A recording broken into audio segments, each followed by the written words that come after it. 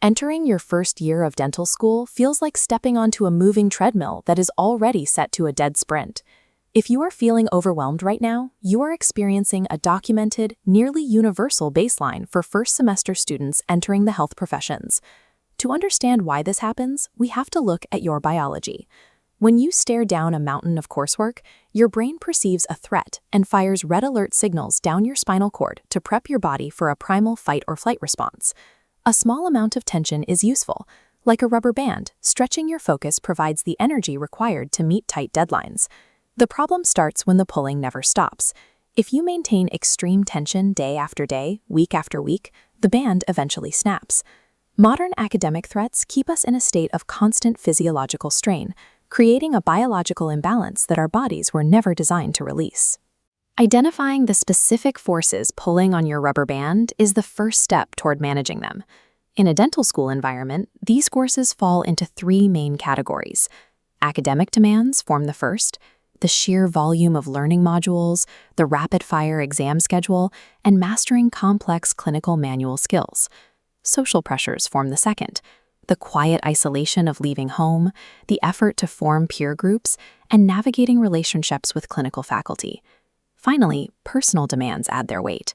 Managing significant student financial debt, meeting intense family expectations, and the creeping of imposter syndrome. Any one of these triggers is manageable on its own, but together they create a cumulative load, requiring active management to keep your system from breaking. Let's pause the theory for a second and look at your immediate reality. Take a look at this 10-item checklist. It functions like a dashboard for your current mental state, listing common psychological and physical reactions to high-pressure environments. Scan the list and ask yourself how often you've experienced these specific feelings over the past 2 weeks. This table from the academic literature lists the clinically recognized signs and symptoms of stress. You'll notice your dashboard items align with documented physiological responses, like anxiety, upset stomach, and fatigue. Reading this inventory functions like checking a dashboard gauge. Identifying the specific weight of your load provides the necessary data to begin a targeted treatment plan. To manage that load, let's use a framework known as the stress bucket. This empty bucket represents your total baseline capacity to handle pressure. Those academic, social, and personal demands we just categorized act like distinct streams of water pouring in from the top, rapidly raising the level inside. But at the bottom of the bucket, there's a tap. This tap represents your available resources and active coping strategies. This flowchart illustrates the transactional model of stress. It shows us that physical and psychological symptoms emerge when the incoming stressors outpace your coping capacity, when the water flows in faster than it drains out. The reality of dental school is that your bucket will never be completely empty.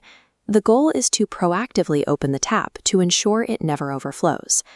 So how exactly do we open that tap? We start with direct physiological interventions, practicing deep breathing, maintaining a regular sleep schedule, and getting consistent physical exercise. Then we add lifestyle management tools, blocking out your time efficiently, prioritizing social connections, and journaling to process complex emotions. Finally, we set psychological boundaries, capping your caffeine intake, practicing mindfulness, reaching out for professional help early, and making time for creative outlets. These 10 actions serve as mechanical interventions, physically draining the pressure from your stress bucket by engaging specific physiological and cognitive release valves. Let's move from theory to practice and deploy one of these interventions right now. We are going to do a 4-7-8 breathing cycle. Exhale completely. Now breathe in quietly through your nose for 4 seconds. Hold that breath for 7 seconds. And exhale completely through your mouth for 8 full seconds. Doing this forces your parasympathetic nervous system online. It acts as a manual override, physically shutting down that primal fight or flight response. When you use these resources, you crank the tap wide open.